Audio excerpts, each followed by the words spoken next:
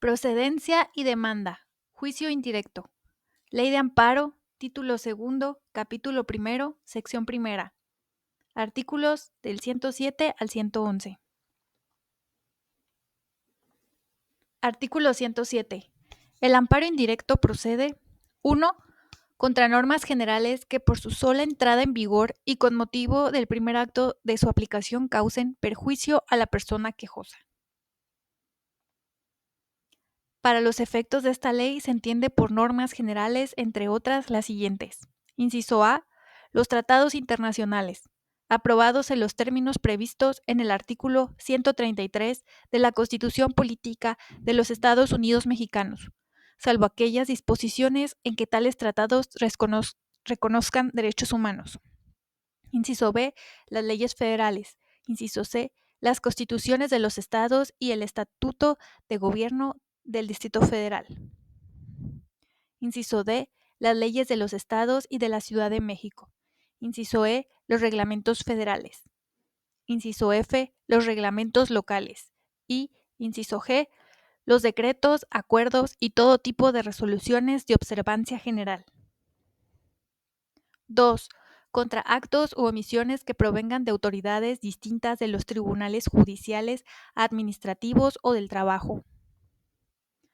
3. Contra actos, omisiones o resoluciones provenientes de un procedimiento administrativo seguido en forma de juicio, siempre que se trate de: Inciso A. La resolución definitiva por violaciones cometidas en la misma resolución o durante el procedimiento, si por virtud de estas últimas hubiera quedado sin defensa la persona quejosa, trascendiendo al resultado de la resolución. B. Actos en el procedimiento que sean de imposible reparación, entendiéndose por ellos los que afectan materialmente derechos sustantivos tutelados en la Constitución Política de los Estados Unidos Mexicanos y en los tratados internacionales de los que el Estado mexicano sea parte. 4. Contra actos de tribunales judiciales, administrativos, agrarios o del trabajo realizados fuera de juicio o después de concluido.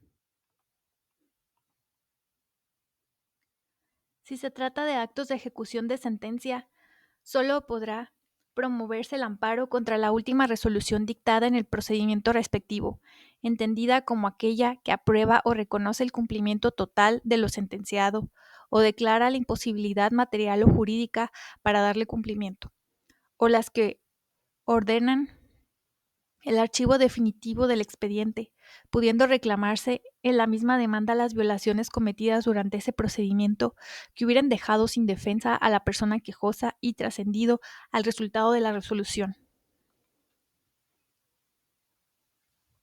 En los procedimientos de remate, la última resolución es aquella que en forma definitiva ordena el otorgamiento de la escritura de adjudicación y la entrega de los bienes rematados, en cuyo caso se harán valer las violaciones cometidas durante ese procedimiento en los términos del párrafo anterior.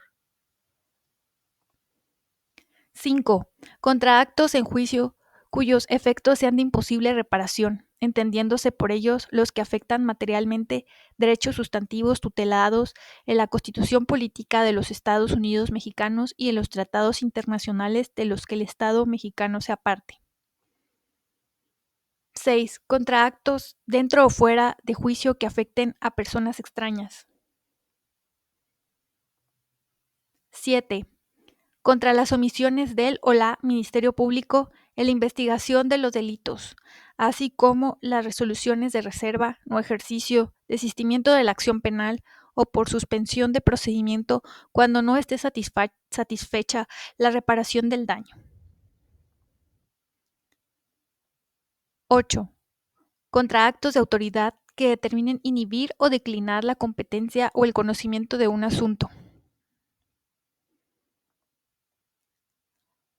9. Contra normas generales, actos u omisiones de la Comisión Federal de Competencia Económica y del Instituto Federal de Telecomunicaciones, tratándose de resoluciones dictadas por dichos órganos emanadas de un procedimiento seguido en forma de juicio, solo podrá impugnarse la que ponga fin al mismo por violaciones cometidas en la resolución o durante el procedimiento. Las normas generales aplicadas durante el procedimiento solo podrán reclamarse en el amparo promovido contra la resolución referida. Artículo 108. La demanda de amparo indirecto deberá formularse por escrito o por medios electrónicos en los casos que la ley lo autorice, en la que se expresará 1.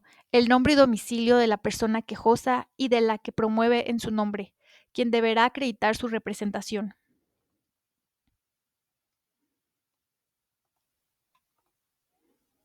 2. El nombre y domicilio de la persona tercera interesada y, si no los conoce, manifestarlo así bajo protesta de decir verdad. 3. La autoridad o autoridades responsables, en caso de que se impugnen normas generales, la persona quejosa deberá señalar a los titulares de los órganos de Estado a los que la ley encomiende su promulgación. En el caso de las autoridades que hubieran intervenido en el referendo del decreto promulgatorio de la ley o en su publicación, la persona quejosa deberá señalarlas con el carácter de autoridades responsables únicamente cuando impugnen sus actos por vicios propios. 4. La norma general, acto u omisión que de cada autoridad se reclame. 5.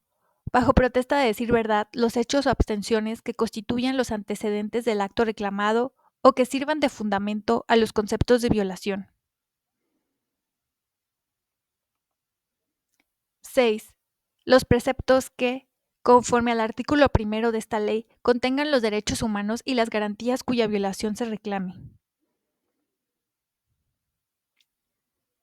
7. Si el amparo se promueve con fundamento en la fracción 2 del artículo 1 de esta ley, deberá precisarse la facultad reservada a los estados u otorgada a la Ciudad de México que haya sido invadida por la autoridad federal. Si el amparo se promueve con apoyo en la fracción tercera de dicho artículo, se señalará el precepto de la Constitución General de la República que contenga la facultad de la autoridad federal que haya sido vulnerada o restringida. 8. Los conceptos de violación. Artículo 109. Cuando se promueve el amparo en los términos del artículo 15 de esta ley, bastará para que se dé trámite a la demanda que se exprese 1. El acto reclamado. 2. La autoridad que lo hubiera ordenado si fuere posible. 3. La autoridad que ejecute o trate de ejecutar el acto. Y 4. En su caso, el lugar en que se encuentre la persona quejosa. En estos supuestos, la demanda podrá formularse por escrito, por comparecencia o por medios electrónicos. En este último caso, no se requerirá de firma electrónica. Artículo 110. Con la demanda se exhibirán las copias para cada una de las partes y 2 para el incidente de suspensión, siempre que se pidiere y no tuviere que concederse de oficio. Esta exigencia no será necesaria en los casos que la demanda se presente en forma electrónica. El órgano jurisdiccional de amparo de oficio mandará expedir las copias cuando el amparo se promueva por comparecencia, por vía telegráfica o por medios electrónicos, lo mismo que en asuntos del orden penal, laboral, tratándose de los trabajadores, cuando se puedan afectar intereses de menores de edad o incapaces, así como los derechos agrarios de los núcleos de población comunal o ejidal o de las personas ejidatarias o comuneras, así como cuando se trate de quienes, por sus condiciones de pobreza o marginación, se encuentren en clara desventaja social para emprender un juicio. Artículo 111. Podrá ampliarse la demanda cuando 1. No hayan transcurrido los plazos para su presentación. 2. Con independencia de lo previsto en la fracción anterior, la persona quejosa tenga conocimiento de actos de autoridad que guarden estrecha relación con los actos reclamados en la demanda inicial. En este caso, la ampliación deberá presentarse dentro de los plazos previstos en el artículo 17 de esta ley. En el caso de la fracción segunda, la demanda podrá ampliarse dentro de los plazos referidos en este artículo, siempre que no se haya celebrado la audiencia constitucional o bien presentar una nueva demanda.